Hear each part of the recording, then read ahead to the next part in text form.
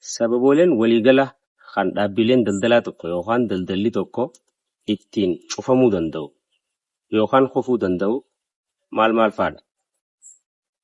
Jirtu daawwattootaa fi hordoftoota kabajamoo hundi keessanuu bakkuma jirtanitti nageenya kiyyeessinaa dhaqqabu. Sagantaan keenya har'aan tanaa sababoonni dhaabbileen daldalaa tokko yookaan daldalli tokko ittiin cufamuu danda'u sababoota 10 kan laallu ta'a. Isaan keessaa tokkoffatti gizee ceenu hanqina maamilaa fi gabayaa hubachuu dadhabu. Daldalli tokko yookaan dhaabbanni daldalaa tokko yookaan namni daldalaa tokko gaafa gabayaa seenuu wantoota inni hubachuu qabu keessaa ijoon gabayaa fi maamila oomisha isaa dhiyeessuu fi deemu san hubachuutu isarra jiraata jechuudha. So tokkoffaan hanqina hubannoo dhabuu gabayaa sanii fi maamila naannoo san jiruuti jechuudha. Inni lammaffaan daldala tokko yookaan industirii takka kan bu'aa qabeessummaa isaa hin mirkaneeffatin usteetuma banuu jechuudha.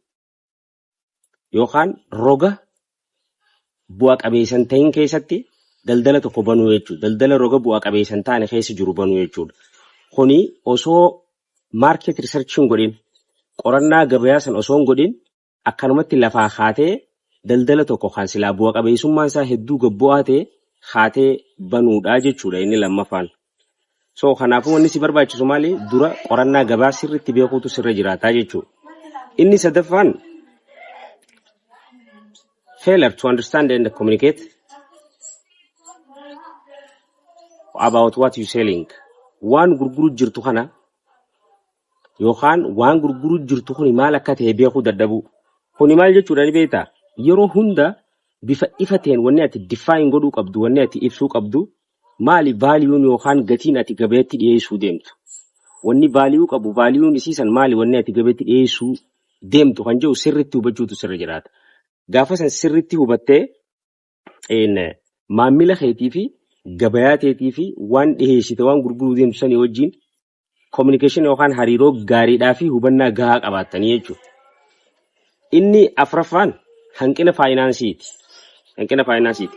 Akkuma dhiyoo tanallee jennee dhaabbileen daldalaa baay'een sababa hanqina faayinaansiitiin kufu. Akkuma jalqabaniin waggaa 2 keessatti kufuu danda'u jenna. So kuni maal nu barbaachisa ree? Barnoota qabiinsa gabayaa sirriitti qabaachuutu nurra jiraataa jechuudha.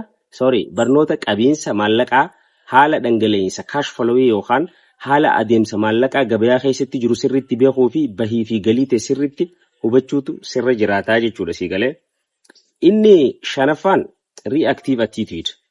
Ilaalcha daftee deebisaa kan nu dadhabuu jechuudha. Kana jechuun dorgomaa kee fakkeenyaaf amma haala dorgomaa keetiitiif qixa barbaachisaa taheen deebisaa kan nuufi dadhabuu jechuudha. Haala dorgomaa keetii sallaaffifteetuma ifirraa itti dhiisuu jechuudha dubbiin asirratti. Siigalee. So kanaafuu you have to reactive attitude ilaalcha dafee deebisaa kan nu danda'u haala dorgomaatiin wal qabatee ilaalcha akkasii guddifachuutu sirra jiraataa jechuudha. Kutaan takkaffaan kutaa lammaffaa guyyaa boruu kan walitti hin deebinu ta'a. Nagaa innaa tura. Haala keessan oolinaa.